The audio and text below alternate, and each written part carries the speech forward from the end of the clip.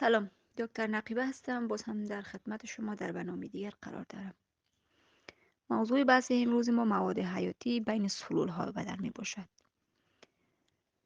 برخی از مواد حیاتی که خون بین سلول‌های بدن ما منتقل می کند، اکسیژن خون را با انتقال اکساید می تواند ذخیره ثابت برای تنفس سلول‌های بدن ما را تأمین کند. آب آب حفظ تحولات صحیح برای عملکرد انزیمیکی در فعالیت‌های بدن ما تأمین آب مورد نیاز سلول‌های قابل انجام است.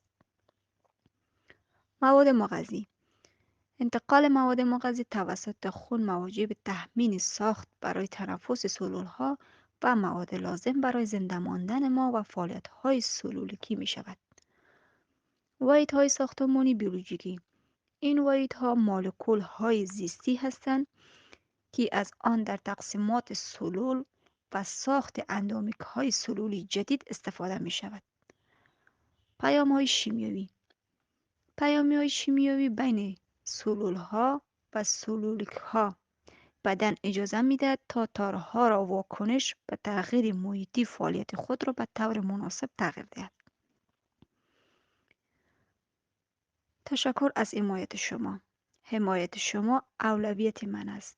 کانال مرا لایک، سابسکرایب کنید.